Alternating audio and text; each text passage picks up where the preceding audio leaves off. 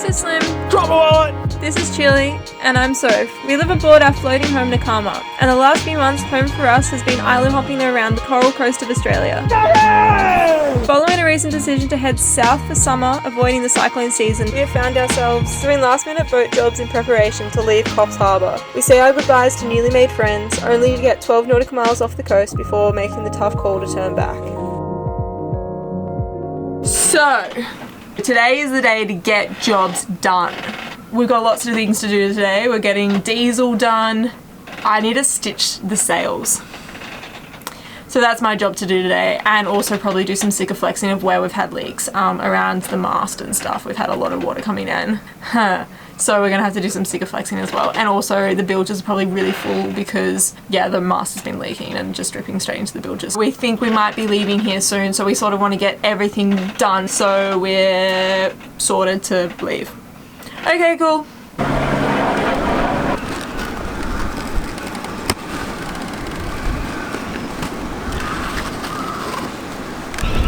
It's kind of therapeutic. It's like as I'm pushing it through this side, it seems to rip more. Yeah, we sort of had a bit of, I don't know, we had some pretty solid winds on our way here and we found a few little small tears in the main. So we're just trying to do the old stitch in time, saves 9 sort of thing and get them stitched up.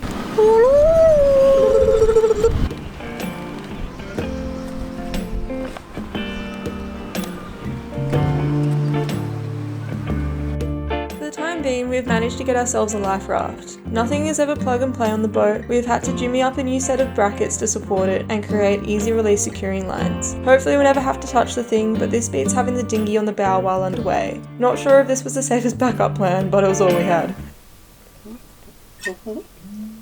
We're off. Going. It's a beautiful morning. There's no wind. Perfect. Always a good way to start the day. You know it's going to be nice out there. It's going to be a nice morning. We're sailing from Coffs to Nelson Bay. I'm pretty excited about that. It's the first place I've ever been on a sailing yacht before. Only other place before I met Soph had been on a sailing yacht. So, that's all good. Unfortunately, I think I might have broken my rib or sternum or something. I don't know, it really hurts. Waiting on the x-ray results. It's going to be a painful sail. You'll see Soph doing all the heavy lifting. Insert some rocky music, yeah. Like dun, dun, dun, dun, ah.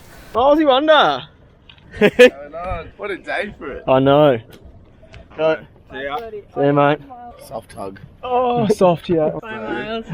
Lovely to meet you both. Can't wait to see you again soon. Yeah, We'll see you when we're looking at you. And they're doing it! This is it! I never thought this day would come. This place is a vortex. See you, bro.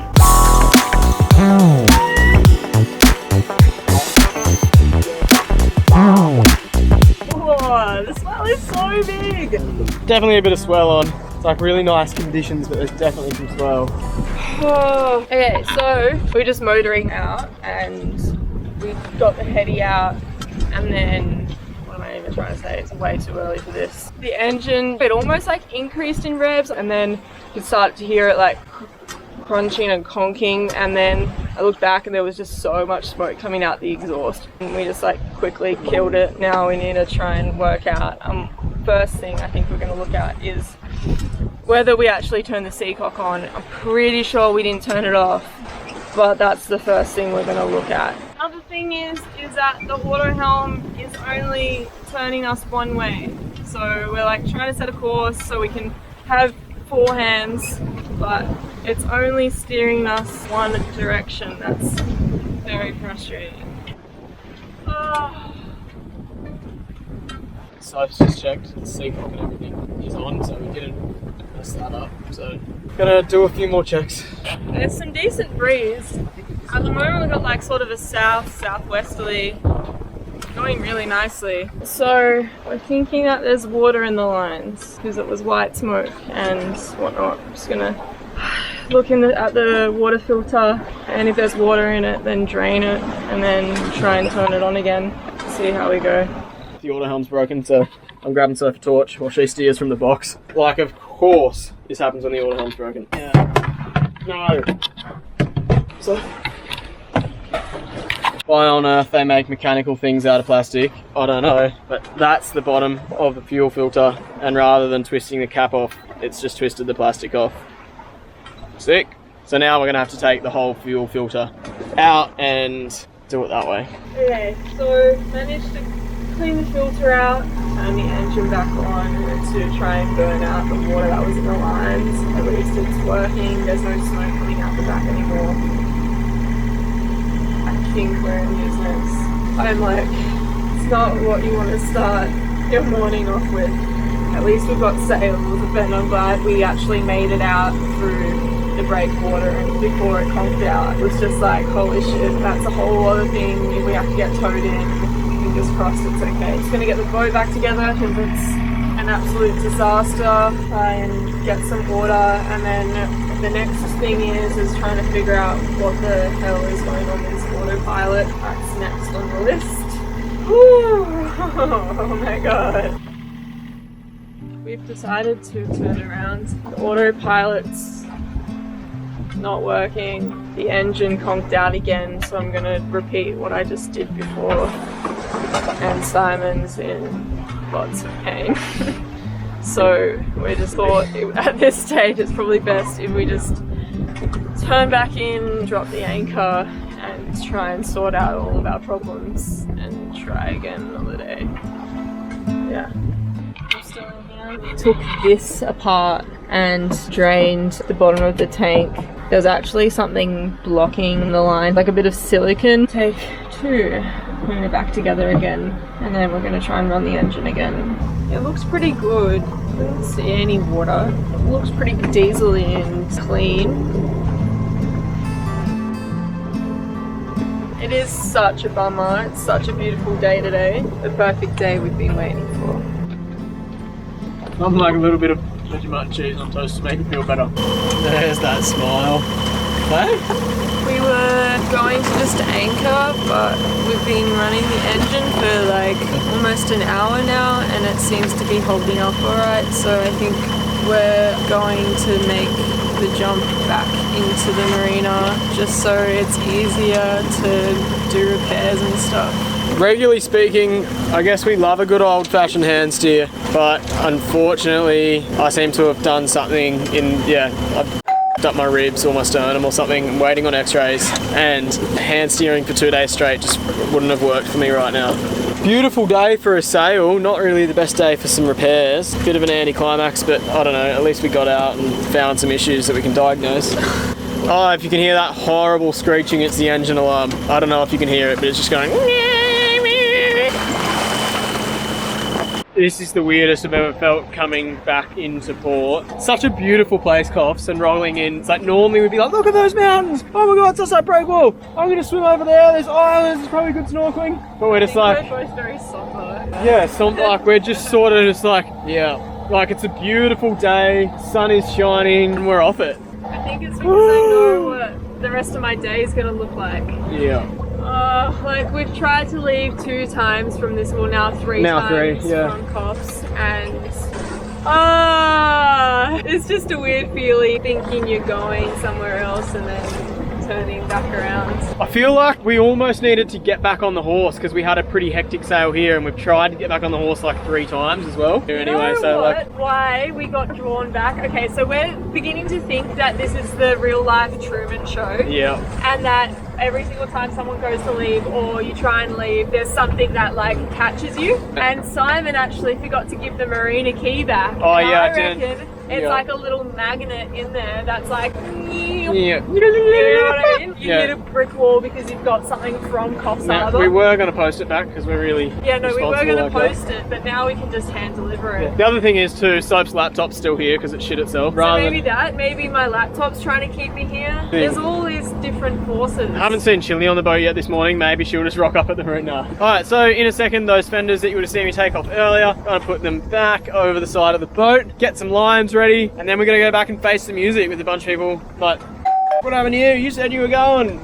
We tried. Alright, we should probably get the name down. Alright, let's go do some sailing stuff. Bye! So, we're back in the safety of the vortex. I guess we're just gonna get cracking into whatever the things were going wrong out there, try and sort our shit out. The weather's still looking good until Thursday, and it's Monday, so... If we can get our shit together, we've still got a chance to get out of here. So we just gotta... keep this ball moving. While we're in the mood of engines, I'm just gonna check the oil. Check the oil on the front of the engine and also the oil in the sail drive. Now we can do the forehead transition with Chili.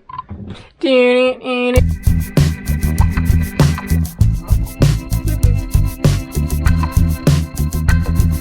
think we're good. I have to admit, I feel like I'm still a bit nervous and I'm like, is there anything else I can do? I don't know. As I said before, pumped out the bottom of the tank, cleaned out the water filter like 4 times, ran the engine, hopefully burnt off all the water that was in the engine. Is there anything else we can do? I don't know. I think we're good. Fingers crossed. Might have fixed a dodgy wire that was on the auto helm. Thought we'd be able to try it to see if it's actually working in the marina, but it's not working, so I think we're gonna have to go out into the harbour and check it that way. So we're gonna go out again.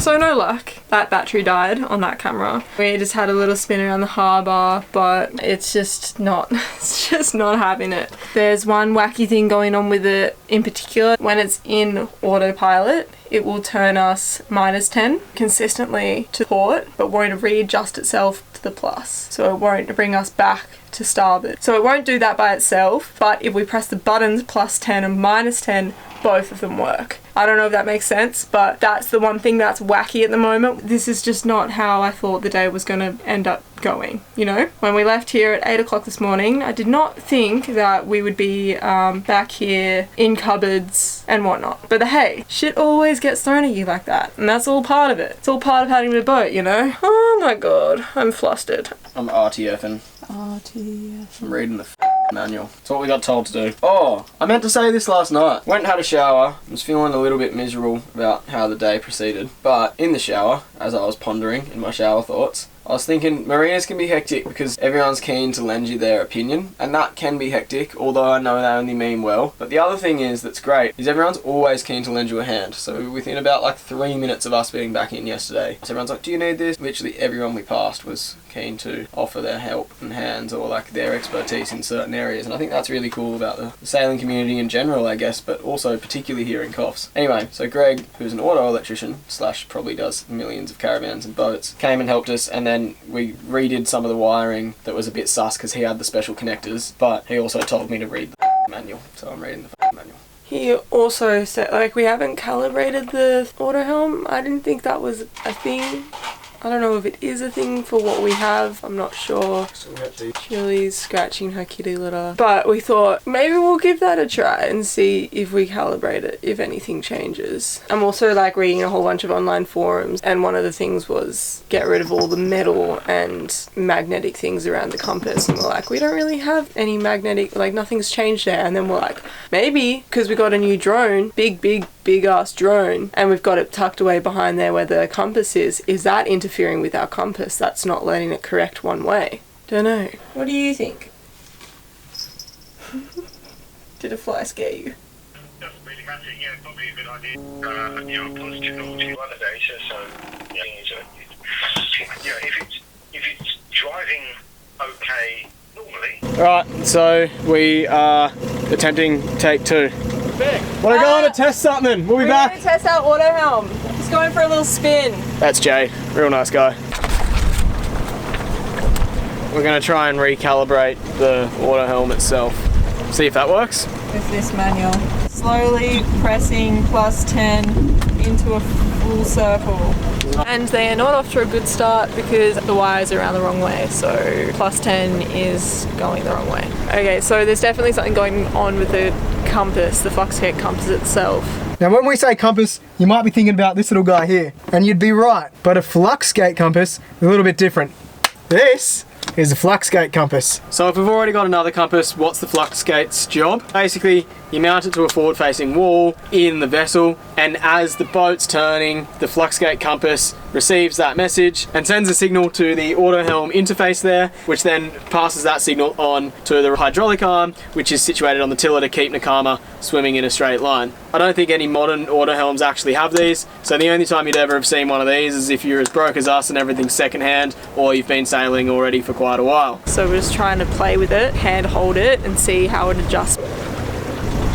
I think we both know that the fluxgate compass is buggered. It's just not reading right. Whenever it tries to adjust to starboard, the whole head unit just beeps at us. So it's like it's trying, but it's just not doing it. We were on the phone to a Ray Marine guy this morning, and he said that it's pretty common for them to sort of go, because there's like inside they've got such fine wires and sometimes they can just sort of snap. And that was his sort of conclusion as well with the symptoms we were giving him. So yeah.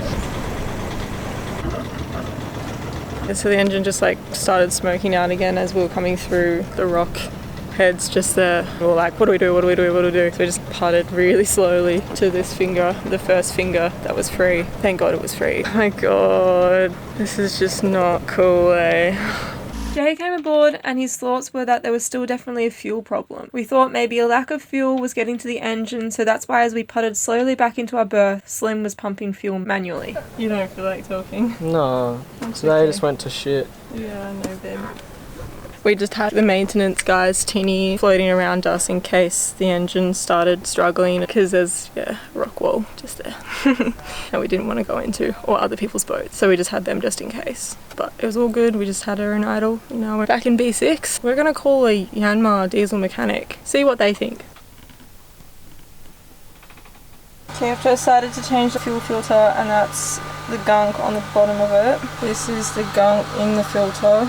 There's literally, you can see bits of silicone from the fuel tank. I picked some of this out that was blocking the fuel line yesterday. There's just chunks of it around that luckily hasn't gone into the engine, but that's looking a bit manky. It's not looking like we're going to be going anywhere anytime soon. We've called a mechanic. I'm hoping that they're going to be able to come out soon. It's not looking like they're going to be rushing down. It sucks, that's for sure. It sucks. Got the results back, so it's not in my rib, the fracture's in my sternum. But the GP, he said he's not used to dealing with sternum fractures, so he'd like me to go to the hospital. He's going to send me a referral for the fracture clinic there tomorrow. Yeah, he was just saying it's because it's close to the heart and stomach and lungs and whatnot. I guess he didn't really know, so that's why he wants me to go get some more x-rays. So I'm kind of glad we didn't push it too hard sailing. It's not really that sore today, but it was really sore yesterday. I got like 20 minutes before another lecture, so we're going to go have a freshen up swim. Today didn't go according to plan either, as I'm sure Soph told you.